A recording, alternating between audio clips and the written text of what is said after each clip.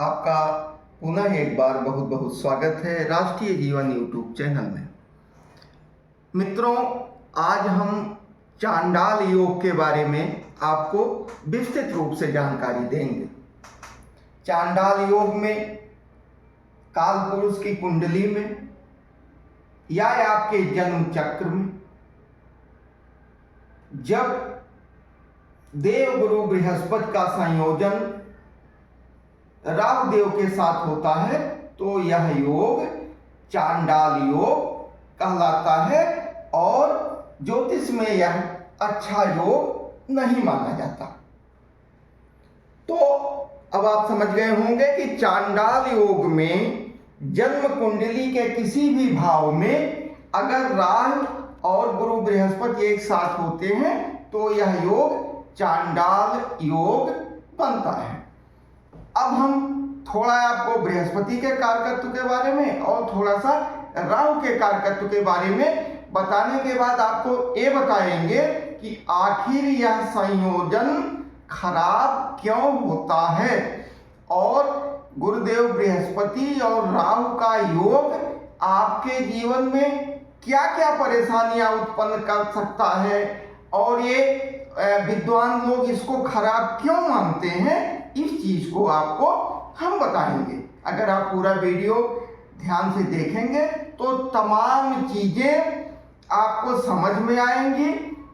हम इसमें उपाय भी बताएंगे, उसको आप अपने ऊपर अपने परिवार में शुभचिंतकों के साथ अगर उन चीजों को उन उपायों को शेयर करेंगे, उपयोग करेंगे तो निश्चित रूप से आप ये मान के चलिए कि आपके जीवन में आने वाली या मौजूद कठिनाइयों में निश्चित रूप से कमी आएगी, इसमें कोई दो राय नहीं है। अब आपको पता है या जान लीजिए कि हमारे जन्म चक्र में या इस सौर मंडल में कुल 12 राशियां होती हैं। उन 12 राशियों में जो राशि हमारे जन्म के समय पूर्व में उदित होती है वो हमारी लग्न राशि होती है। जातक के जन्म के समय जिस भाव में चंद्रमा मौजूद होता है वो उस जातक की जन्म राशि होती है। जिन नक्षत्र में व्यक्ति का जन्म होता है, जिस राशि में होता है, तो राशि अलग हो सकता है, नक्षत्रेश अलग हो सकता है। 12 राशियां हमारे जीवन में 12 भावों के प्रतिनिधि होते हैं, प्रतीक होते हैं, प्रतिबिंब होते हैं। अब हम एक से लेके और 12 राशि भावों में राहु और बृहस्पति के संयोग का क्या प्रभाव पड़ेगा इसको बताएंगे। इसको बताने के पहले थोड़ा बृहस्पति के बारे में जान लीजिए। बृहस्पति सूर्य वर्गीय ग्रहों के में हमारे सौर मंडल में ग्रहों में इनको देव गुरु की उपाधि प्राप्त है। सूर्य वर्गीय ग्रहों में एक प्रमुख है। एक ग्रह आकार में सबसे बड़े हैं। इनका व्यक्तित्व बहुत विराट है। यह ज्ञान के स्वामी है, यह ज्ञान के भंडार हैं, यह फैलाव के भंडार हैं, यह विस्तृत होने की जो प्रवृत्ति होती है उसके प्रतीक है। तो ज्ञान के प्रतीक, वैराग्य तो नहीं कहूंगा, लेकिन ज्यों-ज्यों आपका ज्ञान बढ़ता जाएगा तो त्यों-त्यों भ्रम की स्थिति समाप्त हो जाएगी। गुरु ज्ञान के कारक है, गुरु आस्तिकता के कारक हैं, गुरु सात्विकता के कारक हैं। वहीं राहु भ्रम के कारक है, राहु छल के कारक हैं, राहु कुटिलता के कारक हैं। राहु दैत्य वर्गीय श्रेणी में नवग्रहों में आते हैं, क्योंकि इनकी उत्पत्ति एक दैत्य से हुई है। अब आस्तिकता के प्रतीक, सात्विकता के प्रतीक, ज्ञान के प्रतीक, नियम कानून के प्रतीक देव गुरु बृहस्पति के साथ छल कपट प्रपंच करने वाले राहु जब मिल जाते हैं तो आस्तिकता वास्तविकता की तरफ से आदमी को भ्रम की तरफ ले जाते हैं। गुरु के द्वारा जो आपको ज्ञान मिलेगा, ज्ञान के द्वारा जो धन मिलेगा, ज्ञान और धन के द्वारा जो आपको सम्मान मिलेगा, वो काफी समय तक रहेगा। वहीं राहु के छल प्रपंच के द्वारा अगर कुछ आपको मिल जाता है, जल्दी से मिल जाता है, तो आप यकीन मान के चलिए कि जितनी जल्दी राहु देता है उतनी ही जल्दी जितना दिया है कम से कम उसका 2 गुने से 4 गुना वह वापस लेके समाप्त कर देता है। अपनी दशा के दौरान 19वें वर्ष में राहु जो देता है उससे 4 गुना ज्यादा जो है 20वें वर्ष में वो खींच लेता है, समाप्त कर देता है। इसीलिए और राहु आपको सत्य से, वास्तविकता से दूर लेके चला जाता है, आपको भ्रम में रखता है, भ्रम बनाए रखता है, चाहे वो धन का भ्रम हो, चाहे कर्म का भ्रम हो, प्रेम का भ्रम हो, संपत्ति का भ्रम हो, रिश्तेदारी का भ्रम हो, परिवार का भ्रम हो, हर जगह वो एक भ्रम की भावभूमि तैयार करके रखता है, उसी में आपको फंसाए रखता है। वहीं देव गुरु बृहस्पति आपको यथार्थ की तरफ ले जाते हैं। इसीलिए अगर राहु आसक्ति है तो आप देव गुरु को विरक्ति मान सकते हैं। तो आसक्ति और ज्ञान का जब संयोजन होता है तो परिणाम अच्छे नहीं निकल कर आते हैं। अब मैं बताने जा रहा हूं कि एक दुष्प्रभाव क्या होता है, किन भावों पर। 12 भाव, 12 राशियां होती हैं, 12 ही भाव होते हैं हमारे चक्र में। तो किस भाव में यह योग बनने पर आपके ऊपर क्या प्रभाव पड़ सकता है, आप इसको ध्यान से सुनिए। अगर देवगुरु बृहस्पति और राहु का संयोजन आपके प्रथम भाव में हो, जिसको लग्न भाव भी कहा जाता है, तो क्या प्रभाव पड़ेगा। प्रथम भाव आपके व्यक्तित्व का है, प्रथम भाव आपके शरीर का है, प्रथम भाव आपके शरीर द्वारा किए जाने वाले कार्य का है। अब देवगुरु बृहस्पति यहां बैठ के आपके शरीर को विराट बनाएंगे, आपके कार्य में सात्विकता रखेंगे। वहीं राहु आपके शरीर के द्वारा छल प्रपंच कराएगा। वहीं बृहस्पति के जो फैलाव की प्रवृत्ति होती है उसमें वह आपके शरीर को भव्यता देने के लिए आपके शरीर में गलत चीजों को पहुंचाने की कोशिश करेगा।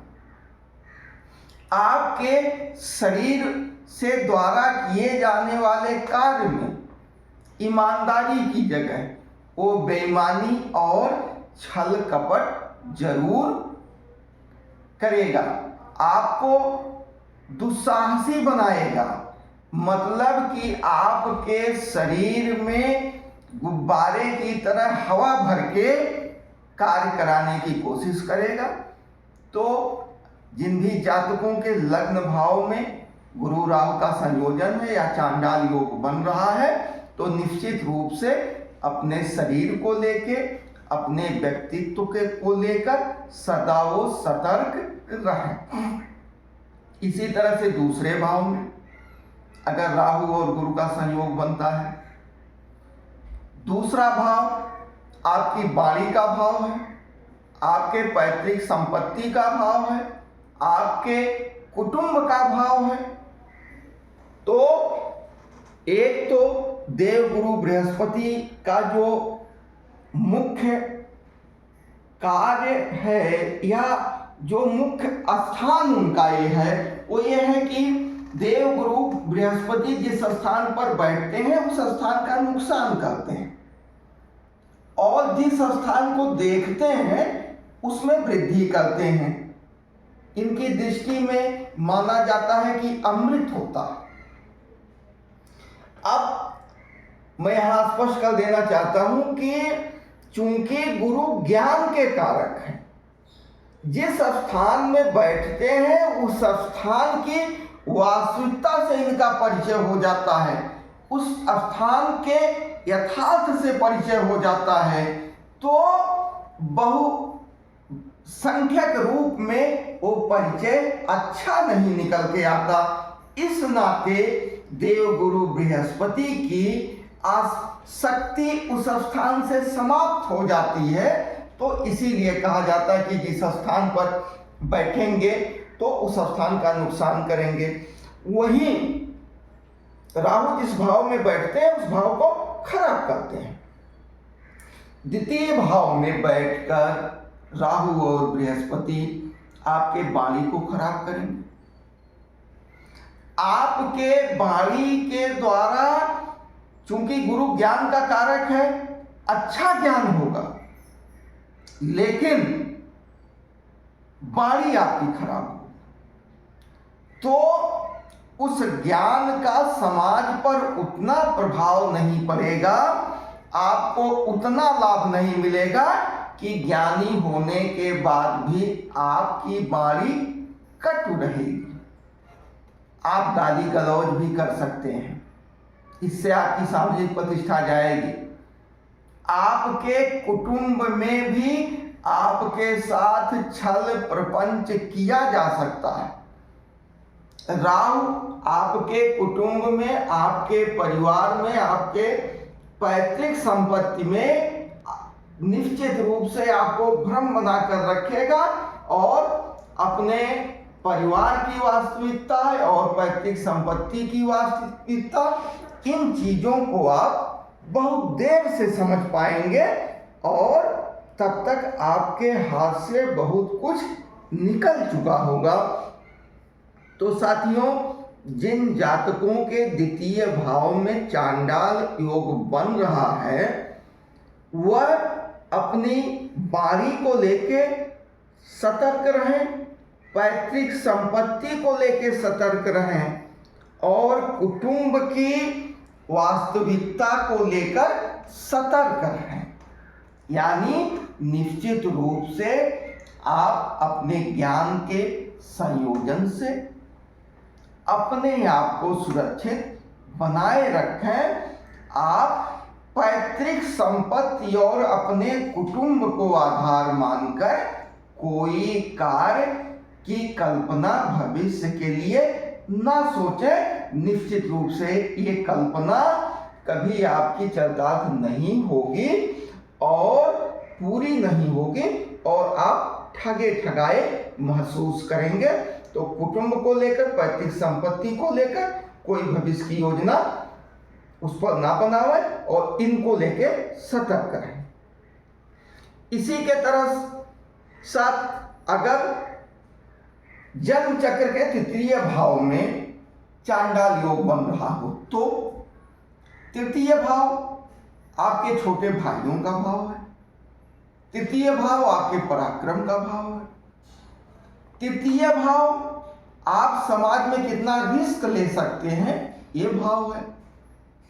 यहाँ जातक को मैं जरूर सलाह दूंगा कि चूंकि गुरु के साथ राहु का संयोजन है, राहु हमेशा गुरु पर भारी पड़ता है। इस चीज को आप ध्यान में रखिए जरूर। कि जहां भी राहु गुरु के साथ होगा तो कम समय के लिए वो देवगुरु बृहस्पति पर भारी पड़ेगा। यहाँ आप अपने छोटे भाइयों के साथ को लेकर सतर्क रहिए। आपके साथ छल प्रपंच हो सकता है। आप किसी भी कार्य के लिए दुस्साहस ना करिए। आप अपनी क्षमता के अनुसार ही लड़ाई झगड़ा वाद विवाद में कूदिए, नहीं तो भ्रम में रख के आपका नुकसान करवा सकता है। आपके दुस्साहस का दुष्परिणाम आ सकता है। आपके छोटे भाई बंधु आपका साथ छोड़ सकते हैं। तो यहाँ आप निश्चित रूप से इन संबंधों को लेकर सतर्क रहें अगर चांडाल योग तृतीय भाव में बन रहा है। अगर जन्म चक्र के चौथे भाव में चांडाल योग बन रहा हो तो काल पुरुष की कुंडली में चौथा भाव कर्क राशि का होता है। कर्क राशि के राशि चंद्रमा होते हैं। आपके जन्म चक्र में यहां जो भी भाव जो भी राशि हो, लेकिन काल पुरुष की कुंडली की वास्तविकता को आप पूरा का पूरा दर्निकार नहीं कर सकते। तो हमें किसी जातक के भविष्य के बारे में बताने के समय, फलित करते समय हम या कोई भी ज्योतिषी विद्वान एक बार जरूर काल पुरुष की कुंडली का ध्यान कर लेता है तो चीजें और बेहतर बन के आती। तो काल पुरुष की कुंडली में यहां कर्क राशि होती है। यह काल पुरुष की कुंडली में या जातक की कुंडली में चौथा भाव होता है। चौथा भाव भूमि, भवन, वाहन, माता, इनका प्रतिबिंब होता है। किसी भी जातक के चौथे भाव से प्रमुखतया इन चीजों को देखा जाता है। कर्क राशि के राशि चंद्रमा होते हैं। अब चंद्रमा की राशि में और माता, वाहन, भूमि, भवन के कारकत्व वाले भाव में जब गुरु बृहस्पति और राहु दोनों मिलकर चांडाल योग बनाते हैं तो आदमी शर्तियां कुटिल होता है, शर्तियां हृदयहीन होता है। इस तरह के व्यक्तियों के हृदय में हरदम जाल फरेब चलता रहता है। ऐसे व्यक्तियों के मन में, हृदय में सामने वाले के प्रति हमेशा कुछ न कुछ नकारात्मक सोच, नकारात्मक विचार आता रहता है। चांडाल योग यहाँ आप माता के प्रति संबंधों में आपके मन में जाल फरेब रखेगा। संबंधों को ऊपर संबंध बेहतर दिखाई देंगे, लेकिन निश्चित रूप से जातक के मन में अपनी माता के लिए पूर्ण स्नेह नहीं होगा। इसी के साथ चांडाल योग यहाँ चौथे भाव में बैठ के आपको भूमि और वाहन के विषय में भ्रम में रखकर इसका पूर्ण उपभोग आपको जीवन में नहीं करने देगा। तो चौथे भाव में जिसके चांडाल योग बन रहा है, ऐसे जातकों को मैं सलाह दूंगा कि आप माता, वाहन, भूमि को लेके इस तरह के विचार जब मन में आवे तो आप सतर्क हो जाइए। इसी के साथ पंचम भाव, काल पुरुष की कुंडली में पंचम भाव में सिंह राशि होती है। सिंह राशि के राशि सूर्यदेव होते हैं। सूर्यदेव ग्रहों में, नौ ग्रहों में राजा की उपाधि प्राप्त है। पंचम भाव आपके विद्या, बुद्धि, प्रेम और संतान का भाव होता है। यहाँ राहु और बैठ के, बृहस्पति बैठ के इन चीजों से आपकी दूरी बना देंगे। तो मेरे प्रिय साथियों, जिस भी जातक की जन्म कुंडली में पंचम भाव में चांडाल योग बन रहा हो, मेरी सलाह है कि प्रेम के पीछे भागना बंद कर दें। दूसरी बात, विद्या अध्ययन से उनका मन उबता है, विद्या अध्ययन में मन नहीं लगता है। मेरी सलाह है कि विद्वान ज्योतिषियों से उपाय करवा के जरूर विद्या अध्ययन करिए। अपने संतान के बारे में निश्चित रूप से आप सतर्क रहिए।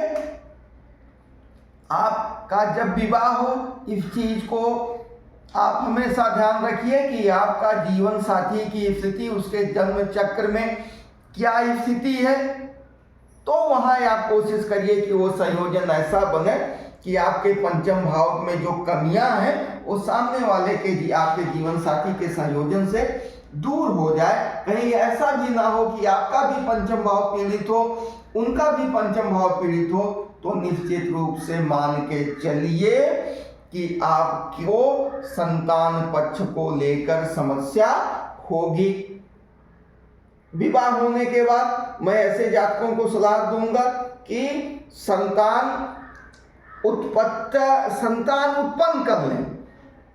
कोई भी वैकल्पिक उपाय अपनाकर संतान उत्पन्न होने में बाधा ना उत्पन्न करें, नहीं तो निश्चित रूप से आप मान के चलिए कि अगर बहुत ईश्वरीय कृपा नहीं होगी तो आप भविष्य में संतानहीन भी हो सकते हैं, इसमें कोई दो राय नहीं। यहां बैठ के आपके बुद्धि को हरने की कोशिश करेगा, क्योंकि चौथा भाव मन है, पांचवा भाव बुद्धि है। तो आपके बुद्धि में ऐसे विचार आएंगे जिसके द्वारा आप ऐसे कार्य करेंगे कि जो इस भाव का कारकत्व है, प्रेम, विद्या, संतान, तो ये भाव इन चीजों से जो मिलता जुलता कार्य होता है, इन चीजों से प्रभावित जो कार्य होता है वो आपका खराब हो जाएगा। इसी के साथ जातक के जन्म कुंडली के छठवें भाव में अगर यह संयोजन बन रहा है, आपका छठा भाव आपके रोग का भाव है, आपके रिप का भाव है, आपके ऋण का भाव है, आपके दासत्व का भाव है, इस समय मिलने वाली सरकारी नौकरी का भाव है, तो निश्चित रूप से जिस भी जातक के छठे भाव में चांडाल योग बन रहा हो, वो जातक इन चीजों को लेकर सतर्क रहे। यहां राहु छठे भाव में बैठ के आपके दुश्मनों से भी आपको अलग करेगा। ये अच्छी चीजें होती हैं, इसके बारे में हम किसी अलग से वीडियो में बताएंगे। इस वीडियो में केवल हम चांडाल योग में कहाँ आपको सतर्क रहना है उस चीज को हम बता रहे हैं। हालांकि छठे भाव में राहु जो है आपके शत्रुओं को समाप्त करता है, वो ऊर्जा देता है। कभी हम राहु के बारे में जब विस्तृत वीडियो बताएंगे तो आपको बताएंगे। तो यहाँ मेरा केवल यही कहना है कि आप बहुत ज्यादा ऋण ना लें, कोशिश करें आपके शत्रुओं की संख्या बहुत ज्यादा ना हो। आप अगर सरकारी सेवा में हैं, नौकरी में हैं, तो अपने कार्यस्थल पर ऐसी स्थिति ना उत्पन्न करें कि भविष्य में आपको परेशानी का सामना करना पड़े। क्योंकि कभी कभी होता है कि गोचर में आपके ग्रह मजबूत होते हैं और दशाएं आपके पक्ष में चल रही होती हैं, तो आप अपने आप को बहुत ताकतवर महसूस करते हैं। तो मेरे जातकों से यही सलाह है साथियों से कि ऐसी स्थिति उत्पन्न होने पर भी अगर आपके छठे भाव में चांडाल योग बन रहा है तो कृपया जो है सबको सम्मान देने का काम करें, अधिक मात्रा में ऋण ना लें और जो है बहुत ज़्यादा की संख्या में दुश्मन ना बनावें। और अगर बार बार नौकरी बदलने का कार्य ना करें, नहीं तो एक स्थिति आ सकती है कि आपके पास हो सकता है कोई नौकरी ना हो। इसी के साथ सप्तम भाव आपके पत्नी या पति का भाव, आपके जीवन साथी का भाव है। सप्तम भाव व्यापार का भाव है। सप्तम भाव चूंकि दशम से दशम होता है तो आपके कार्य का भी भाव होता है, यानी आप जो कार्य करते हैं उससे दशम होने के कारण सप्तम भाव आपके कार्य को भी बराबर प्रभावित करता है। तो जीवन साथी का भाव होने के नाते, आपके व्यापार का भाव होने के नाते, अगर आपके सप्तम भाव में चांडाल योग बन रहा है तो व्यापार में सतर्क रहें, उधार बहुत ज़्यादा न लें, कोई भी ऐसा पूंजी निवेश व्यापार के लिए ना करें कि आपके दिवालिया होने की स्थिति पैदा हो। इसी तरह से अपने जीवन साथी से संबंधों को मधुर बनाने का कार्य करते रहें, और अगर कहीं से खराब प्रेरणा आपको आती है तो उस चीज का ज्योतिषीय उपाय आप विद्वान ज्योतिषी से करवा लीजिए। नहीं तो आप देख रहे हैं कि इस समय समाज में क्या क्या खराब घटनाएं हो रही हैं और किस स्तर तक जाकर हो रही हैं।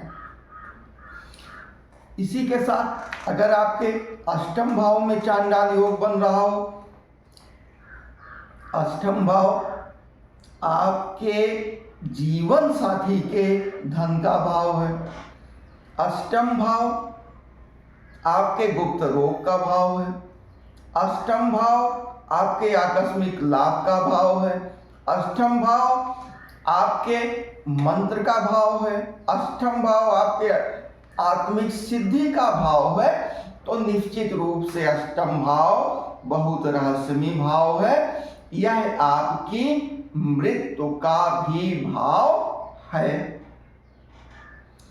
तो जो कारक तो हमने अष्टम भाव के बताए हैं, अगर अष्टम भाव में चांडाल योग बन रहा है तो इसको लेके आप सतर्क रहें और ऐसे कर्म करें कि जो है बहुत ज़्यादा असर आप पर ना पड़े। यहाँ मैं लोगों को ये सलाह दूंगा कि अपनी अष्टम भाव से संबंधित चीज़ों को हमेशा गुप्त रखें। जब तक चीज़ें आए गुप्त रहेंगी तब तक नुकसान होने के चांसेस कम हैं। हालांकि अष्टम में बैठा हुआ राहु आपको रहस्यमय बनाता है, तो निश्चित रूप से जिसके भाई जातक के भाव में होगा वो बहुत ज़्यादा बताते भी नहीं होंगे, लेकिन मैं जातकों को सलाह दूंगा कि यहाँ से संबंधित चीज़ों को आप गुप्त रखेंगे तो नुकसान कम होगा। इसी तरह से जिस जातक के नवम भाव में चांडाल योग बन रहा है, नवम भाव आपकी तीर्थ यात्रा का भाव है, नवम भाव आपके भाग्य का भाव है, नवम भाव आपके धर्म का भाव है, नवम भाव आपके धर्म कार्य का भाव है। तो देव गुरु बृहस्पति का यह प्रिय भाव होता है। काल पुरुष की कुंडली में यहाँ धनु राशि होती, धनु राशि देवगुरु बृहस्पति की राशि है, इसीलिए यह भाव धर्म त्रिकोण का प्रमुख भाव होता है। तो यहाँ बैठ के देवगुरु बृहस्पति आपको धर्म की तरफ ले जाने की कोशिश करेंगे, आपको धार्मिक बनाएंगे, आपके कृत्यों को धार्मिक बनाएंगे। वहीं यहाँ पर बैठ के राहु आपको धार्मिक कार्यों से, सत्कर्मों से आपकी दूरी बनाएंगे। और कहीं कहीं तो ऐसा होगा कि आप धार्मिक उतने नहीं होंगे जितना धर्म का दिखावा करेंगे। आपका धर्म आडंबर युक्त भी हो सकता है। तो नवम भाव में अगर चांडाल योग बन रहा है तो मैं जातकों को सलाह दूंगा कि धर्म के प्रति बने रहें, आडंबर से दूरी बनाए रखेंगे तो आपको वास्तविक लाभ मिलेगा। इसी तरह से दसम भाव में जो आपके राज्य का भाव है, आपके प्रतिष्ठा का भाव है, आपके यश का भाव है, आपके कर्म का भाव है, और काल पुरुष की कुंडली में यहाँ मकर राशि होती है। मकर राशि के राशि शनि होते हैं, और काल पुरुष की कुंडली में कर्म और कर्म के द्वारा प्राप्त होने वाली आय के भावों का स्वामित्व हमारे शनि देव महाराज के पास होता है। शनि देव सौर मंडल में न्यायाधीश का दर्जा इनको प्राप्त है। ये दंडाधिकारी के रूप में भी जाने जाते हैं, दंड नायक के रूप में भी जाने जाते हैं, और किसी भी परिणाम को देने में काफी समय लेते हैं। और निश्चित रूप से शनि कर्म और कर्म से होने वाली प्राप्ति दोनों भावों पर अधिकार है। अब इस भाव में अगर चांडाल योग बन रहा है तो एक तो देव गुरु बृहस्पति आपको कर्म से विमुख करने की कोशिश करेंगे, वहीं राहु देव आपको अनैतिक कार्य के लिए प्रेरित करेंगे। देव गुरु बृहस्पति ज्ञान के द्वारा ये चाहेंगे कि आपकी जो आय हो, आपका जो कर्म हो वो वास्तविक हो, निरंतर हो, धर्म के तरफ हो, सत्य की तरफ हो। और वहीं राहु देव चाहेंगे कि कोई भी कार्य आपका एक झटके में हो जाए, भले किसी का कितना भी नुकसान होता हो।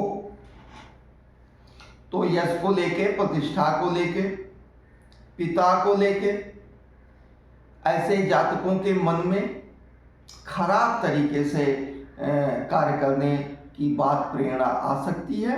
तो जिन जातकों के दसम भाव में चांडाल योग बन रहा है, वो दसम भाव के कारकत्व को लेकर सदा सतर्क रहें।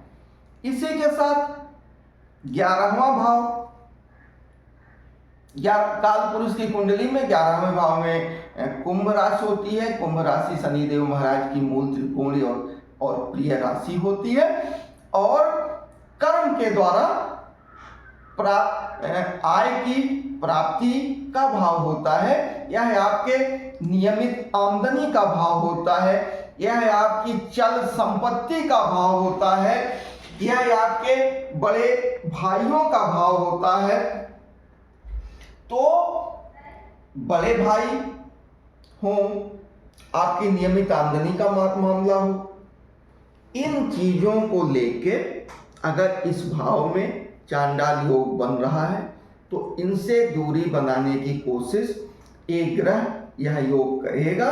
तो आप निश्चित रूप से, मेरी सलाह है कि 11वें भाव के कारकत्व से जो प्रभावी चीजें हैं उनको लेके हमेशा सतर्क रहें। अगर 11वें भाव में चांडाल योग बन रहा है, बड़े भाई से संबंध बना के रखें, बड़े भाई जैसे लोगों से संबंध बढ़िया बना के रखें, उनके नेतृत्व को माने, उनकी सलाहों पर ध्यान दें, उनको पूरा का पूरा एकदम इनकार ना करें, और अपनी नियमित आय को बरकरार रखने पर हमेशा ध्यान दें।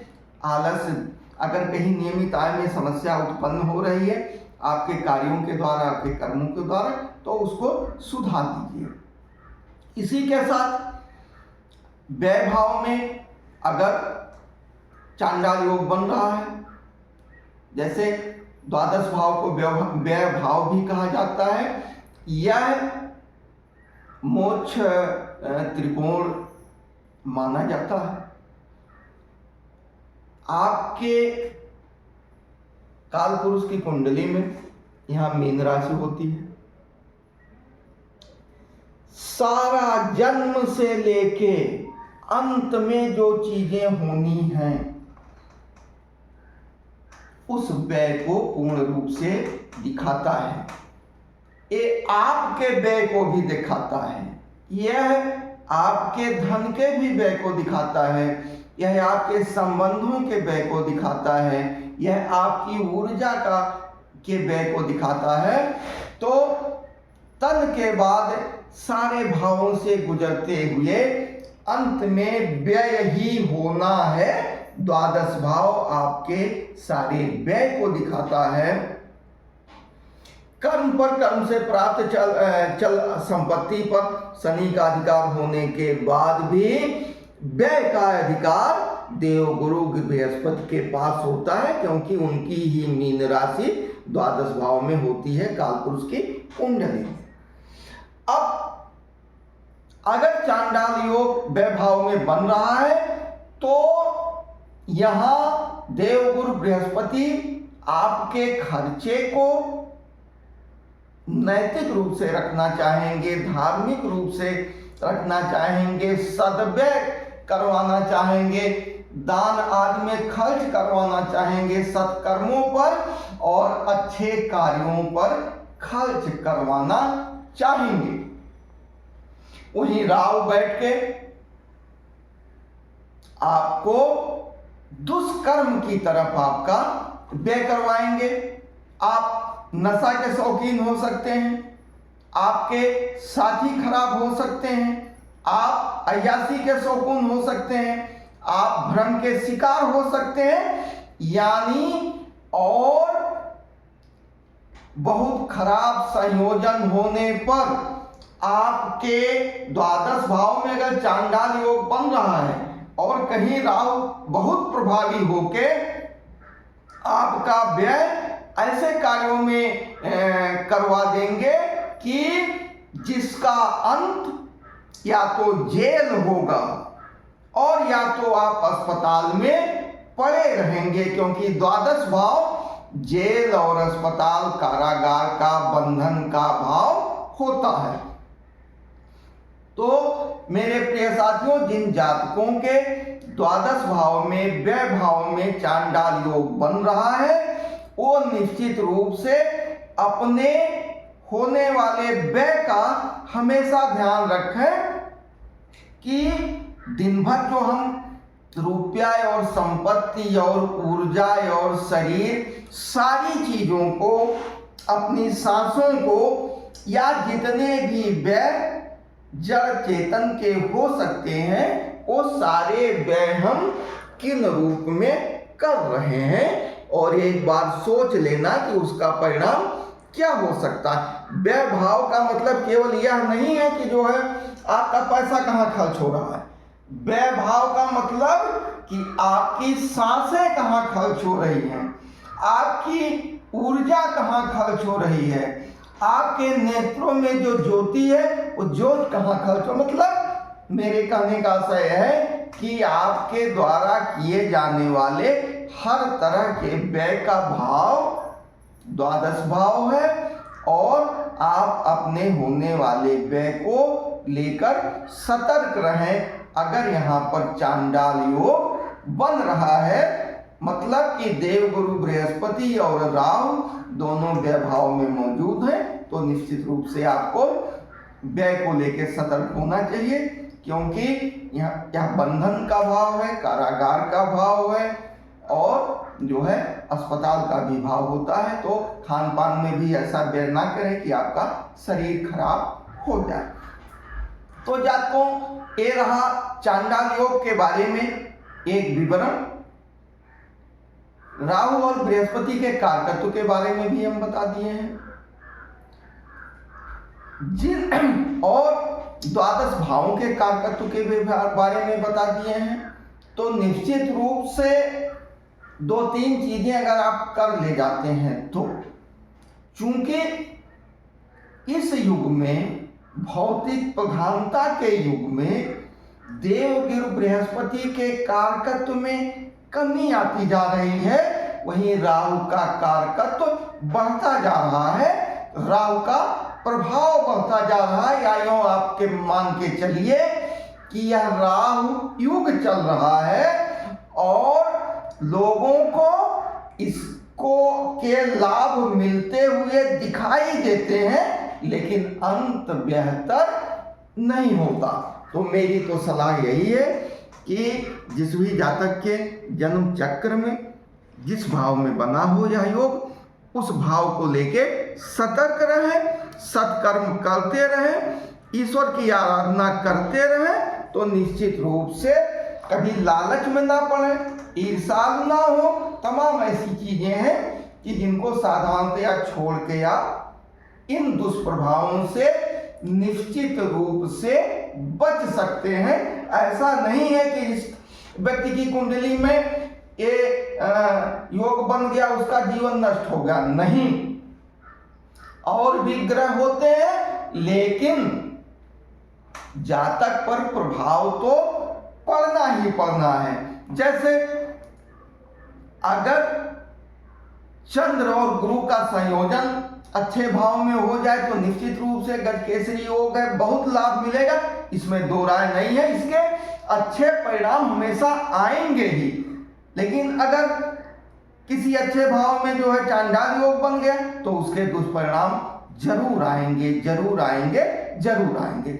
लेकिन हम अपने कर्मों के द्वारा उनके फलों में न्यूनाधिकता हो सकती है, उनके दुष्प्रभाव में कमी हो सकती है, शुभ प्रभाव में बढ़ोतरी हो सकती है हमारे कर्मों के द्वारा। तो प्रिय साथियों, आप लोग सत्कर्म की तरफ बढ़िए। अगर आपके जन्म चक्र में कोई समस्या है, विद्वान योग ज्योतिषी से सलाह लेके आप अपने जीवन में आगे बढ़ेंगे तो निश्चित रूप से मेरा मानना है कि आप अपने जीवन की आने वाली कठिनाइयों से जरूर बच सकते हैं, क्योंकि ज्योतिष आपका मार्गदर्शन करता है। जैसे किसी अस्पताल में मरीज आता है, अगर अपनी समस्या बताता है कि हमारे शरीर में सिर में दर्द है, हमको चक्कर आ रहा है, थोड़ा सा चलने पर सांस फूल रहा है, तो चिकित्सक का दिमाग जाता है कि इसकी बीपी बढ़ी हुई हो सकती है। चिकित्सक उनके बीपी का मेजरमेंट करता है, परीक्षण करता है और बीपी बढ़ी हुई निकलती है। अब बढ़ी हुई बीपी के बाद चिकित्सक उनको दवा के साथ सलाह भी देता है कि आपको ये दवा खाने के साथ साथ इन चीजों को करना पड़ेगा, तब आपका रक्तचाप, ब्लड प्रेशर संतुलित रहेगा। वही स्थिति ज्योतिष में है कि जो आपको उपाय बताए जाते हैं करने के लिए, आप उसको दवा मान सकते हैं, और जो आपको सलाह दी जाती है कि आपको क्या करना है क्या नहीं करना है, उसको आप चिकित्सीय सलाह मान सकते हैं।